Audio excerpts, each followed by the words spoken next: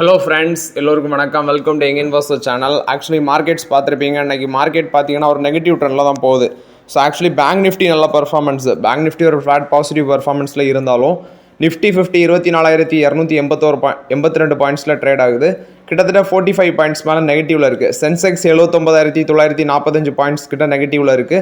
1,160 points மேலே Sensex நெகட்டிவில் trade ஆகுது. Next bank Nifty எடுத்து பார்த்தீங்கன்னா ஒரு 15 பாயிண்ட் சம்திங் பாசிட்டிவில் ட்ரேட் ஆகுறாங்க.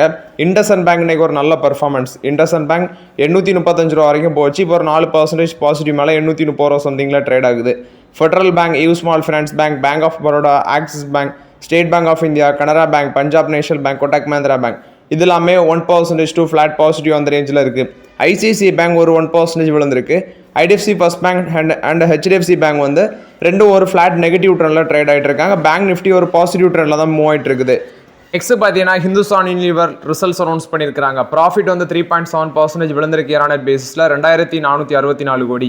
இது குவார்டர் ஆன் குவார்டர் பேஸ்லேயே விழுந்திருக்கு. ஏன்னா முந்தின குவார்ட்டரில் அவங்க 2,989 கோடி ப்ராஃபிட் பண்ணியிருந்தாங்க. ரெவன்யூ வந்து ஒரு 3% இன்க்ரீஸாக இருக்குது. 15,979 கோடியாக இருக்குது. ஸ்டாண்டலோன் பேஸில் நெட் ப்ராஃபிட் ஒரு 3.6% இன்க்ரீஸாக இருக்குது. ரெவன்யூ ஒரு 2.1% இன்க்ரீஸாக இருக்குது. 24 ரூபா டிவிடெண்ட் கொடுக்குறாங்க. ஸோ இதில் வந்து பார்த்தீங்கன்னா அவங்க இந்த ஃபினான்ஷியல் 25 மட்டுமே 53 ரூபா டிவிடெண்ட், 24 ரூபா இப்போ டிவிடெண்ட் அனௌன்ஸ் பண்ணியிருக்காங்க. இந்த ரிசல்ட்ஸ் அப்டேட்டை நான் குரூப்பில் ஷேர் பண்ணியிருந்தேன், டெலகிராம் குரூப்பில். பர்சனல் கேர் செக்மெண்ட் ஒரு 5% ப்ராஃபிட் ரைஸ் ஆயிருக்கு. But low single digit sales growth தான் இருக்குது. ப்ரைசிங் ப்ரெஷர் இருக்குது அப்படின்னு சொல்கிறாங்க. பாடி வாஷ் அந்த செக்மெண்ட் ஒரு டபுள் டிஜிட் க்ரோத்தில் க்ரோ ஆயிருக்கு. அண்ட் இவங்க அதில் மார்க்கெட் லீடர்ஷிப்பும் ஸ்ட்ரென்த்தன் ஆயிருக்குன்னு சொல்கிறாங்க. நான் ஹைஜீன் ப்ராடக்ட்ஸ் அதில் ஹை சிங்கிள் டிஜிட் க்ரோத் காமிச்சிருக்குது. Skin cleansing product low single digit growth. Home care segment 5,815 கோடி இவங்களோட கன்சாலிடேட்டட் ரெவன்யூக்கு கான்ட்ரிபியூட் பண்ணியிருக்குது. 2% இன்க்ரீஸாக இருக்குது. குறிப்பாட்டு பிவரேஜஸ் அது வந்து லோ சிங்கிள் டிஜிட் க்ரோத். அந்த டீ, காஃபி இதெல்லாம் வந்து ப்ரைசிங் இருக்குது, ப்ரைசிங் ப்ரெஷர் இருக்கிறதுனால குறிப்பாட்டு லோ சிங்கிள் டிஜிட் க்ரோத்துங்கிறாங்க டீயில்.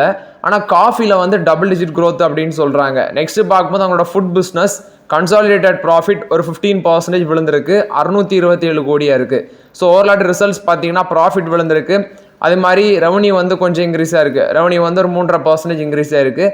டிவிடெண்ட் வந்து ஒரு 24 ரூபா கொடுக்குறாங்க. ஸோ ரிசல்ட்ஸ் கொஞ்சம் அப்படி ஃப்ளாட்டாக தான் இருந்த மாதிரி இருக்குது. ரிசல்ட்ஸுக்கு முன்னாடி ஸ்டாக் ப்ரைஸ் வந்து பார்த்தீங்கன்னா 1.5% பாசிட்டிவ் இருந்து after the result stock price இப்போ 2,332 ரூபாய் ட்ரேட் ஆகுது. 3.5% நெகட்டிவ்ல மாறிட்டாங்க ஸ்டாக் ப்ரைஸு ஹெச்யூஎல். ஸோ ஓவராலாக ஹெச்யூஎலோட ரிசல்ட்ஸ் பார்க்கும்போது பார்த்தீங்கன்னா கொஞ்சம் ஃப்ளாட்டாக தான் இருக்குது. மார்க்கெட் அக்செப்ட் பண்ணலை. பட் இப்போ வாய்ப்பா அப்படின்னு கேட்டால் ஹெச்யூஎலோட வேல்யூஷன் கொஞ்சம் ஜாஸ்தியாக தான் இருக்குது. இப்போதைக்கு ஃபோக்கஸ் பண்ண முடியாது. ஹெச்யூஎல்ல வெயிட் பண்ணுங்கள். நேற்று ரிசல்ட்ஸ் அனௌன்ஸ் பண்ணதில் கம்பெனிஸோட ரியாக்ஷன் அப்படின்னு பார்க்கும்போது டாடா கன்சியூமர் இன்னைக்கு 1.5% நெகட்டிவ்ல இருக்குது. 1098 வரைக்கும் போச்சு. இப்போ 1131 ட்ரேட் ஆகுறாங்க. தமிழ்நாடு மெர்கன்டைல் பேங்க் ஒரு நல்ல ரியாக்ஷன் கொடுத்துருக்கு.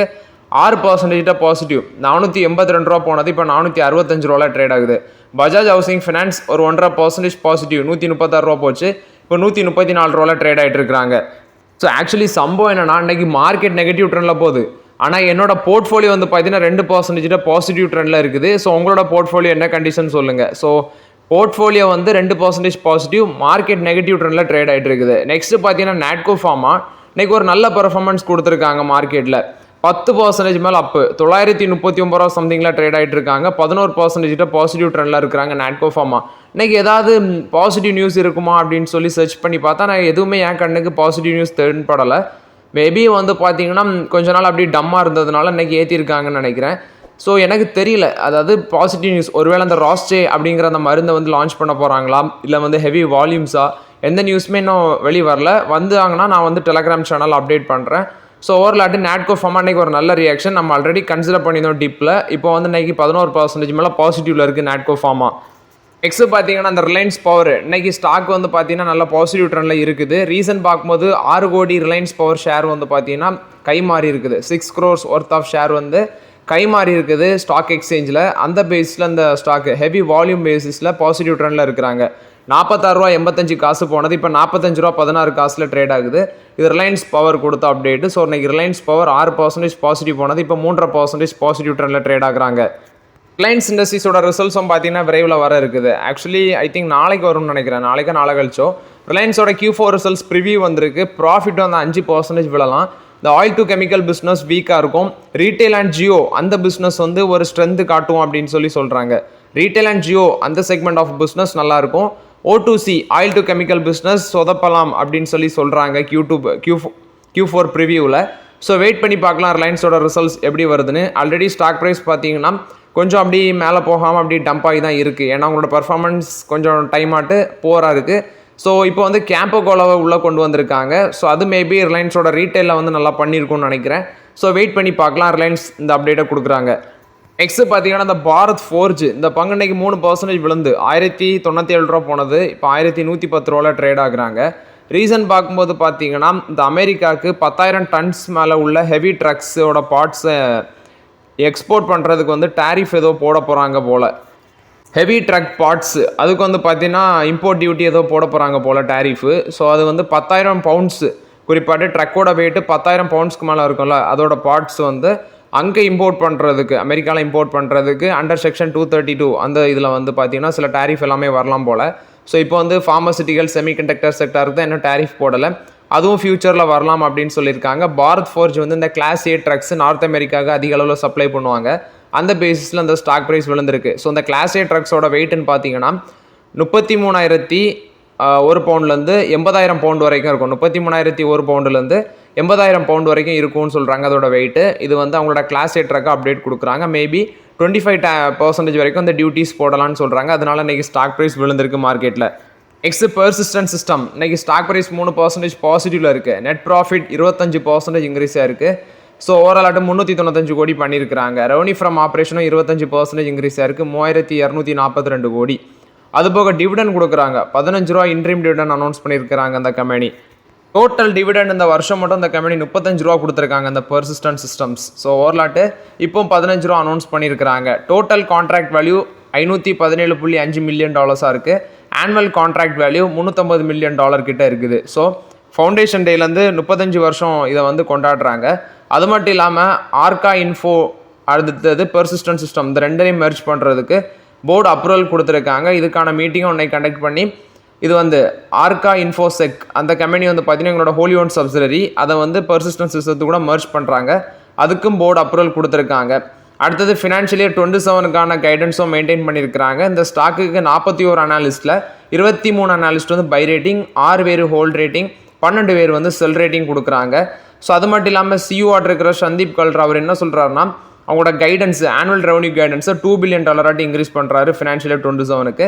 இது வந்து பெர்சிஸ்டன்ட் சிஸ்டத்துக்கு தான் அந்த அப்டேட் கொடுக்குறாங்க. இந்த குவார்ட்டரில் அவங்க வின் பண்ண deal $517.1 million.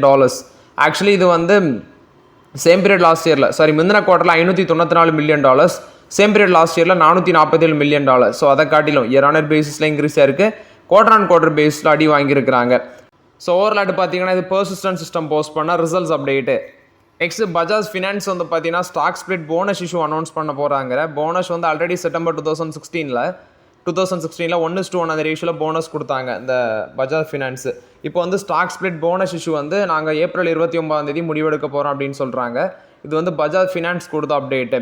Pharma companies March 2025 quarter இந்த குவார்ட்டரில் ஒரு நல்ல பெர்ஃபார்மன்ஸ் கொடுக்கலாம், ஸ்ட்ராங் பெர்ஃபார்மன்ஸ், பட் ஏர்னிங்ஸ் வீக்னஸாக இருக்கலாம்னு சொல்கிறாங்க. அது வந்து சில கம்பெனிஸுக்கு சன்ஃபார்மா, லூபின், டாக்டர் ரெட்டி லேபரேட்டரிஸ் ஒரு ஹெல்த்தி க்ரோத் காத்தலாம்.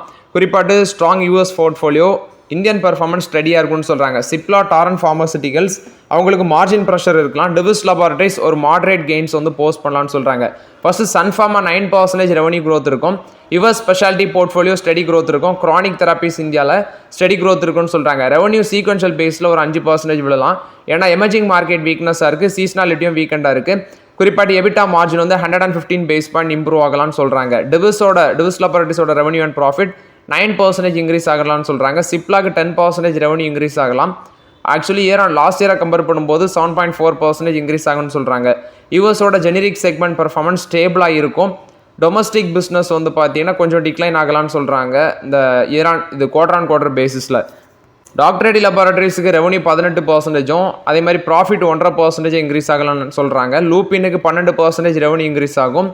அதே ப்ராஃபிட் வந்து 107% வரைக்கும் இன்க்ரீஸ் ஆகலாம் அப்படின்னு சொல்லி எஸ்டிமேட் பண்ணுறாங்க ப்ரோக்கரேஜஸ். பட் வெயிட் பண்ணி தான் பார்க்கணும், என்ன நடக்க போகுதுன்னு தெரியல. நெக்ஸ்ட் நம்ம வெயிட் பண்ணி பார்க்கலாம் ஃபார்மா கம்பெனிஸ் எப்படி பெர்ஃபார்மன்ஸ் பண்ணுறாங்க. பட் ஸ்டில் வந்து ஃபார்மாக்கும் செமிகண்டக்டருக்கும் டேரிஃப் போடல. அப்படி போடாட்டா மேபி இவங்க நல்லா பண்ண சான்சஸ் இருக்குது. ஹீரோ ஃபின்காப் இவங்க வந்து $200 மில்லியன் வந்து பார்த்தீங்கன்னா இப்போ ஐபிஓ டிலே ஆகுறதுனால லோன் மூலமாட்டு ரைஸ் பண்ண இருக்கலாம், அதாவது லோன் மூலமாட்டு ரைஸ் பண்ணலாம் அப்படின்னு சொல்கிறாங்க. சிண்டிகேட்டட் பேங்க்ஸ், குறிப்பாக இந்த டிபிஎஸ் பேங்க் இவங்கள்ட்ட டீலுக்கு பேச்சுவார்த்தையில் இருக்கிறாங்க அப்படின்னு சொல்லி அப்டேட் கொடுக்குறாங்க. ஃபண்ட் ரைஸ் மேபி பண்ணலாம், $200 மில்லியன் நாங்கள் ஃபண்ட் ரைஸ் பண்ணலாம் அப்படின்னு சொல்லி அப்டேட் கொடுக்குறாங்க. ஆனால் ஐபிஓ டிலே ஆகுது. சவுதியும் இந்தியாவும் ஜாயிண்ட் வெஞ்சர் பேசிஸில் 2 ரிஃபைனரிஸ் வந்து செட்டப் பண்ணலாம் 18,000 கோடி இன்வெஸ்ட்மெண்ட்டில். சவுதியோட அராம்கோவும் நம்ம இந்தியன் கம்பெனிஸும் பார்ட்னர்ஷிப் வச்சு இதை பண்ணலாம் அப்படின்னு சொல்லி அப்டேட் கொடுக்குறாங்க. இது வந்து 2 கவர்மெண்ட் அஃபீஷியல், நம்மளோட பிஎம்ஓ, அங்குள்ள இளவரசர் க்ரௌனு, சவுதியோட க்ரௌனு சல்மான், முகமது பின் சல்மான் அவங்க முன்னிலையில் நடந்திருக்குது. ஸோ ஓவரால் வந்து பார்த்தீங்கன்னா இந்தியாவுக்கு ஒரு பாசிட்டிவ் அப்டேட்டாக இருக்குது. நெக்ஸ்ட்டு ஹேவல்ஸ், அவங்க வந்து கேபிட்டல் எக்ஸ்பெண்டிச்சருக்கு வேண்டி நெக்ஸ்ட் 2 இயர்ஸில் 2,600 கோடி இன்வெஸ்ட்மெண்ட் பண்ண இருக்கிறாங்க. அவங்களோட பிஸ்னஸ் குரோத்தை இன்னும் டெவலப் ஆதை கொண்டு போகிறதுக்கு ரினோபிள் எனர்ஜி ஸ்பேஸ்லேயே 600 கோடி இன்வெஸ்ட்மெண்ட் பண்ண இருக்கிறாங்க. எல்ஐசி கொடுத்த update new business premium 2.27 lakh crore expand ஆயிருக்கு இந்த ஃபினான்ஷியல் 25ல். ஸோ ஃபஸ்ட்டு இதில் ரெக்கார்டு இண்டிவிஜுவல் நியூ பிஸ்னஸ் மட்டும் 62,404 கோடி இன்க்ரீஸ் ஆயிருக்குன்னு சொல்கிறாங்க. இது வந்து லைஃப் இன்சூரன்ஸ் கவுன்சில் அவங்க தான் அந்த அப்டேட்டை கொடுக்குறாங்க. இண்டிவிஜுவல் நியூ பிஸ்னஸ் மட்டும் 8.35% growth காமிச்சிருக்குது. இது போக ப்ரீமியம் வந்து பார்த்தீங்கன்னா மார்ஜினலி விழுந்திருக்குது, 0.40% மார்ஜினலி விழுந்திருக்கு. எல்ஐசி வந்து 1.78 crores நியூ பாலிசி வந்து செல் பண்ணியிருக்கிறாங்க. இது போக அவங்களோட specific performance individual premium segment 10.75% rice ஆயிருக்குன்னு சொல்கிறாங்க. குரூப் ப்ரீமியம் இருக்குது, அது வந்து 1.34% விழுந்திருக்கு. 17% இயர் பேசிஸில் நெட் ப்ராஃபிட் வந்து லாஸ்ட் குவார்ட்டரில், அதாவது December குவார்ட்டரில் increase ஆயிருந்துச்சு.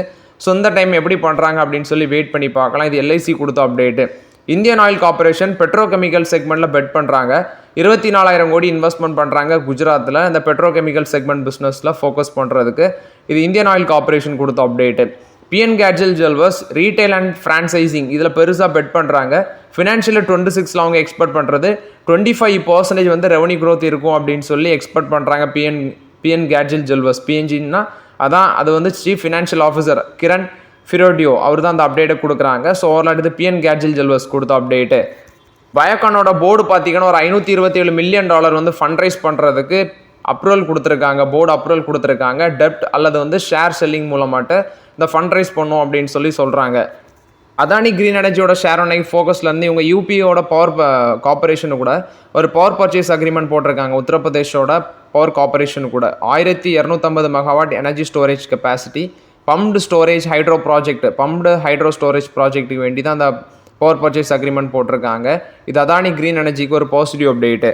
Dalmia Bharat Q4 results profit 37% increase ஆயிருக்கு, 439 கோடி. இது போக ரெவன்யூ 5% விழுந்திருக்கு, 4,091 கோடி.